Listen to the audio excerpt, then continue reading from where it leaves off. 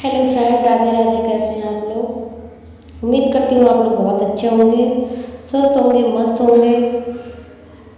Video को पूरा देखने के लिए आप हमारे चैनल पे बने रहिए। और एक औरत की दर्द भरी कहानी पार्ट 2 लेकर के हम आए हैं फिर से।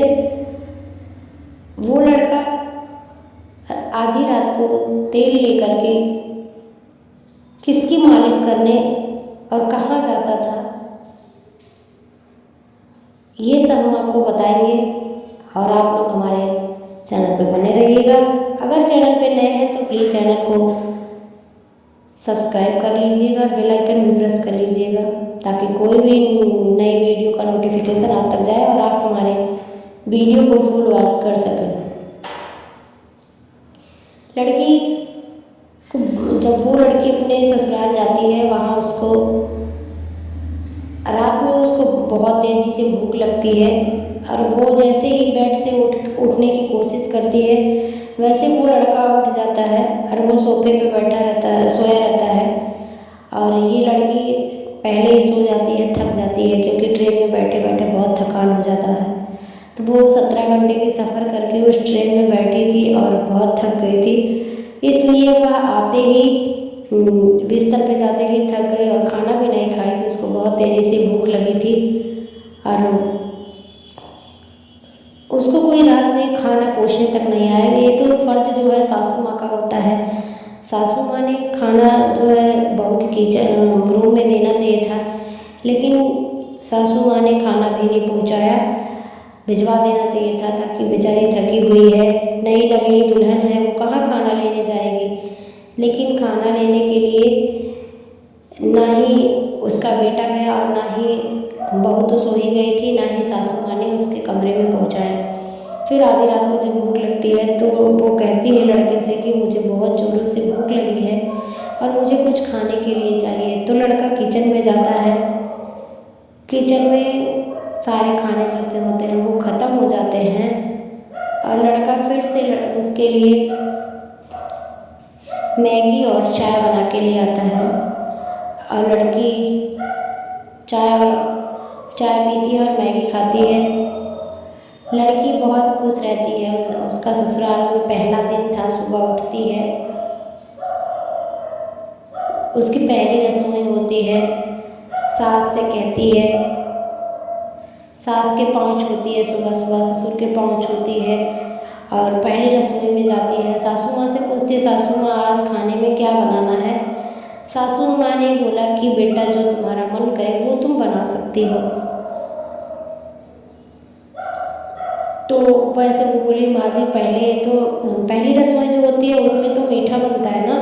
तो माँ जी ने कहा, हाँ बहू, पहली रसोई में मीठा बनता है, तो ऐसा करो, या तो तुम हलवा बना लो या फिर खीर बना लो। उसने बोला ठीक है माँ जी।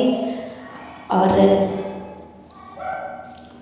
बहू ने पहली रसोई में वो गैस का पूजन करने के बाद वो खीर बनाई और खीर बना करके सभी लोगों को परोस दिया और एक एक कटोरी खीर सभी लोगों को दिया।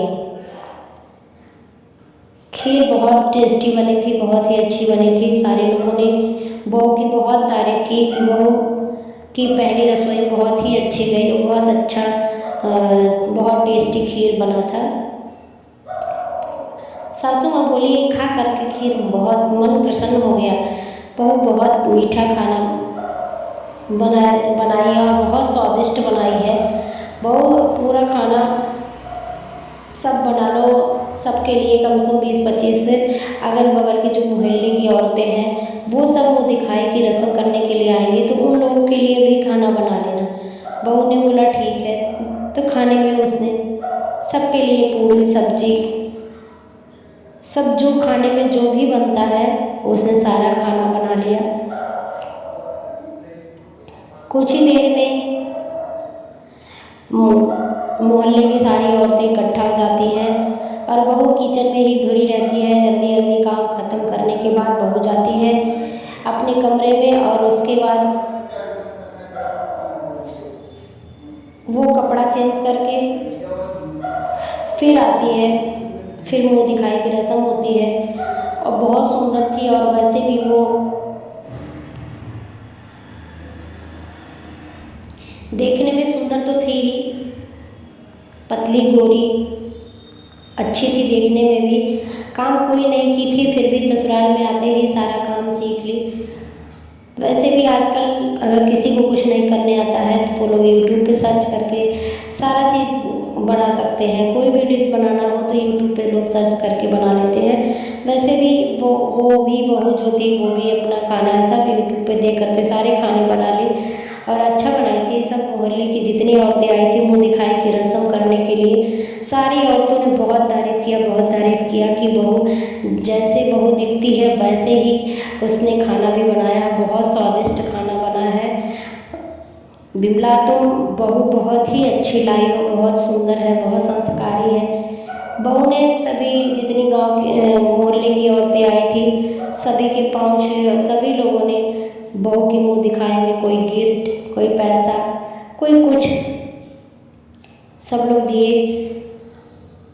और सासू माँ अपनी बहू की तारीफ सुन करके बहुत खुश हो रही थी। और रात हुई, उसके बाद बहू जब भी अपने कमरे में जाती रात में 1 गिलास दूध रखा रहता था और उसमें क्या मिला के रखा रहता था कि बहू जो है जैसे ही दूध पीती थी वैसे ही उसको रात में नींद आ जाती थी और फिर जब उठती थी तो सुबह हो जाती थी। ऐसा उसके साथ हर रोज होता था। क्यों होता था, किस लिए होता था?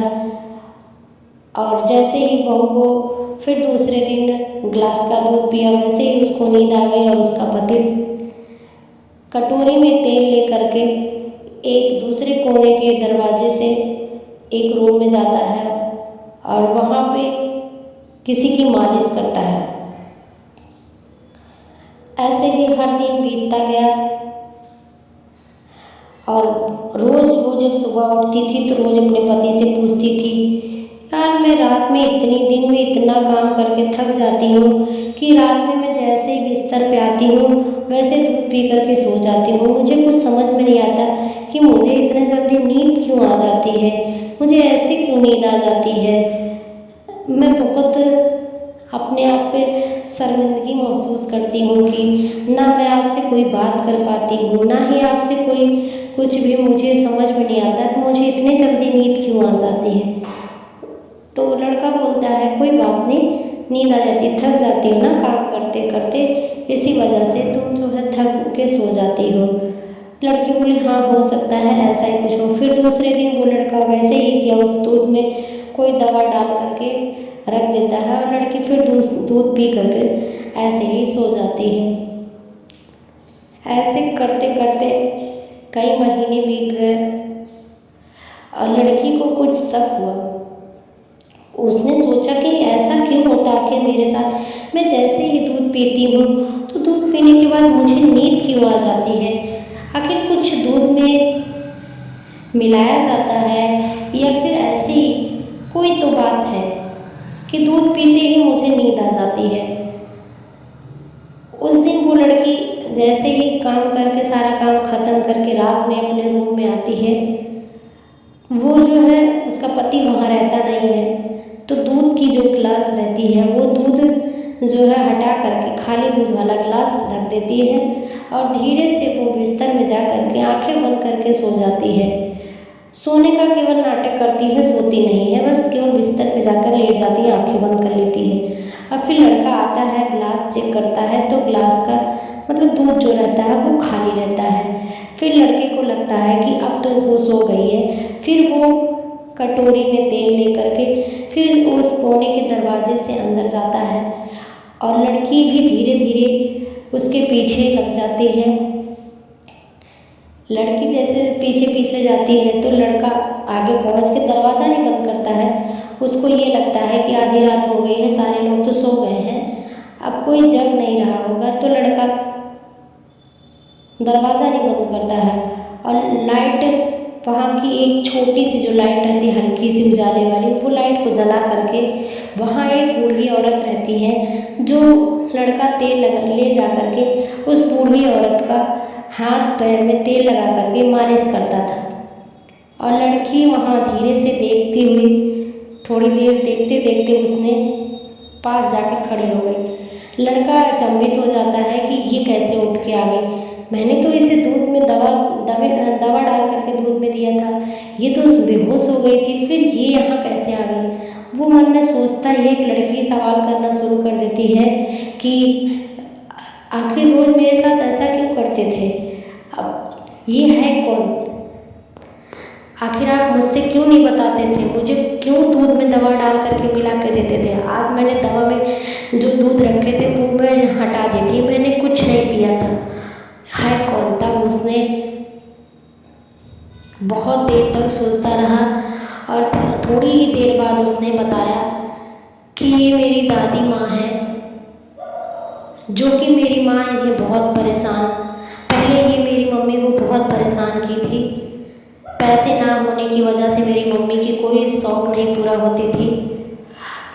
और तो मम्मी जो है, अब मम्मी का जब राज आया है तो मम्मी मेरी इनको सज़ा दी है, इसी कोने में कमरे में रहने के लिए, यहीं इनका खाना आता है, यहीं इनका ये रहती है हम हरदम। तो वो लड़का इसीलिए वहाँ तेल लेकर के मालिश करने अपनी दादी की सेवा करने के लिए जाता है।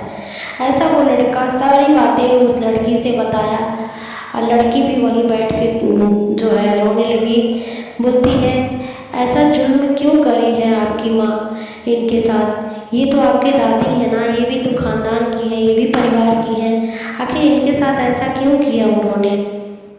फिर बहू और बेटे दोनों लोग दादी माँ को उठा करके बाहर लाते हैं और उसकी सास देख करके चौंक जाती है और सबको चिल्लाने लगती है, आखिर जो मैं नहीं चाहती थी वही हो गया ना, मैं चाहती नहीं थी कि सबके सामने ये आए और सभी लोगों ने जो है इनको क्यों बाहर ले आए हो। तो बहू बेटे जो है माँ जी को बहुत समझाए कि माँ जी आप भी कभी बूढ़ी होंगी, आपके साथ भी ऐसा होगा, ऐसा नहीं करना चाहिए। तब माँ जी को थोड़ा सा समझ में आया और वो लड़की भी, बहू भी बहुत समझाई। बहू बहुत अच्छी थी, बेशक वो जो है ज़्यादा काम नहीं करती थी, अपने माँ के साथ लड़कों के साथ खेलना कूदना उसका रहता था, लेकिन समझदार बहुत थी। वो लड़की बहुत समझदारी से अपनी सासू माँ को समझाया और दादी माँ को भी परिवार के समूह में शामिल कर ली और सभी लोग मिल कर के रहने लगे। दोस्तों, हमको इस कहानी से क्या समझ में आया, आप लोग कमेंट करके ज़रूर बताइएगा। उम्मीद करती हूँ आप लोगों को हमारी ये कहानी अच्छी लगी होगी। अगर अच्छी लगी हो तो प्लीज़ एक प्यारा प्यारा सा कमेंट करके ज़रूर बताइएगा। फिर मिलेंगे आपसे अगले नेक्स्ट वीडियो में। अभी के लिए bye bye, thanks for watching.